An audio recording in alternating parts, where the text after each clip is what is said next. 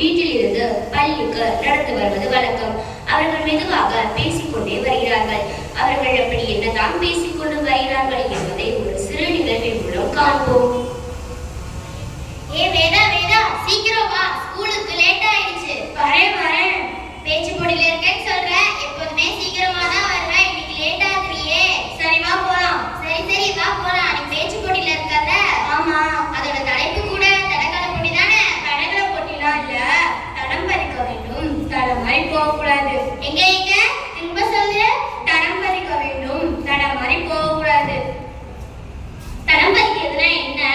சேத்துல கால வைக்கிறதா இல்ல ஆத்துல கால வைக்கிறதா? அதெல்லாம் எதுவும் இல்ல.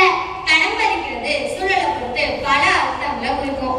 வாழ்க்கையில தனித்துவமான தடம் பதிக்க திறமைய வளர்த்துக்கணும், தன்னம்பிக்கையை வளர்த்துக்கணும், விடாமுயற்சியோட இருக்கணும், சவால்களை தைரியமா எதிர்கொள்ளணும். சரி, தடம் பதிக்கிறதுனா நீ சொன்ன மாதிரி நம்பிக்கை விடாமுயற்சிலாம் வேணும்னு சொன்னேன். எனக்கு இன்னும் கொஞ்சம் புரியுற மாதிரி சொல்ல. அதுக்கு முதல்ல நம்ம நல்லா படிக்கணும், நல்ல பிள்ளைங்களா இருக்கணும், கற்றதன் வழி நடக்கணும். அப்படியா? மூதுரை என்ன சொல்லு தெரியுமா? மன்னனும் ஆசர கற்றோனும் சீர்தூக்கி மன்னனின் கற்றும் சிறப்புடைய மன்னனுக்கு தன் தேசமல்லால் சிறப்பில்லை, கற்றோனுக்கு சிறவெல்லாம் சிறப்பு. இதோட அர்த்தம் என்ன தெரியுமா? ஒரு பெரிய நாட்டுக்கே ராஜாவாக இருந்தாலும் கல்வியறிவு பெற்றவனையும் கல்வியறிவு பெறாத ராஜாவையும் ஒப்பிட்டு பார்த்தோம்னா கல்வியறிவு பெறாத ராஜாவுக்கு தன் நாட்டு மட்டும்தான் சிறப்பு. ஆனா கல்வியறிவு பெற்றவனுக்கு சிறிதெல்லாம் சிறப்பு. இது நம்ம படிச்சதுதான். படிச்சுட்டா மட்டும் போதுமா? படிச்சா மட்டும் போதாது, அதன் வழி நடக்கணும். சரி, நம்மளுக்கு படிப்பு முக்கியம் தான். படிப்பு மட்டும் இருந்தா போதுமா? சில நல்ல பண்புகளும் வேணும்ல. உதவி செய்யணும், இரவு குணமா இருக்கணும், நேர்மையா இருக்கணும், உண்மையா இருக்கணும், பொய் சொல்லக்கூடாது, சமூகத்துல சேவை செய்யும் மனப்பான்மையும் வேணும். புத்தக அறிவு மட்டும் போதாது, ஒழுக்கமும் அனுபவ அறிவும் வேணும். புரியுதா? இன்னும் கொஞ்சம் புரியுற மாதிரி சொல்ல. அப்படின்னா நம்ம வீட்டுல ரொம்ப கஷ்டம். நேற்றுதான் அம்மா குடும்பத்தையே நடத்தணும்னு சொல்லி ரொம்ப வருத்தப்பட்டாங்க. இப்ப நம்ம ரோட்ல நடந்து போயிட்டு இருக்கோம். ஒரு பையன் நிறைய காசு இருக்குன்னு வச்சுக்க, அதை நம்ம மனசு எடுத்துக்கணும்னு சொல்லுவோம். ஆனா நம்ம செய்யக்கூடாது. ஏன் எடுத்தா என்ன தப்பு? நம்ம ஏன் அதை எடுக்கணும்? மிஸ் சொன்னதை ஞாபகம் வச்சுக்க. ஏன் எடுத்தா என்ன தப்பு? ஏழ்மையிலையும் நேர்மையா இருக்கணும்.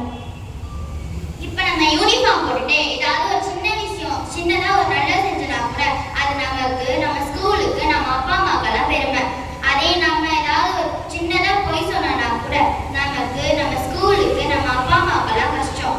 அதனால எந்த ஒரு சூழ்நிலையிலையும் பொய் பேசக்கூடாது, நேர்மையா இருக்கணும், உண்மையா இருக்கணும்.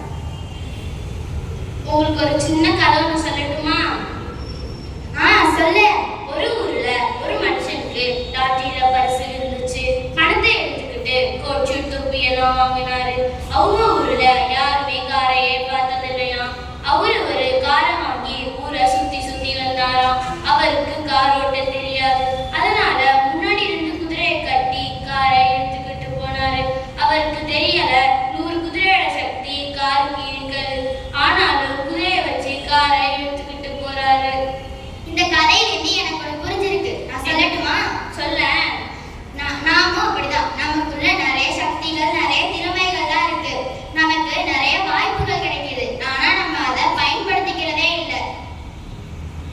இது எல்லாத்தையும் நம்ம செய்ய நினைச்சோம்னா நம்ம உடலும் உள்ளமும் நல்ல ஆரோக்கியமா இருக்கணும். நல்ல உறக்கம், நல்ல உணவு, அதுல உடற்பயிற்சி நமக்கு ரொம்ப அவசியம். பல நேரங்கள்ல நம்மளுடைய வளர்ச்சிக்கு தடையா இருக்கிறது எது தெரியுமா? எது தடையா இருக்கு? செல்போனும் டிவியும் தான் நம்ம உறக்கத்தை கெடுக்குது, நம்ம வளர்ச்சியை தடுக்குது. நல்ல உடற்பயிற்சி, நல்ல உணவு, நல்ல விளையாட்டு இதுவும் நமக்கு தேவை. இது அனைத்தையும் பின்பற்றி நாமும் தடம் பதிப்போம், தடமாறி போகாமல் இருப்போம்.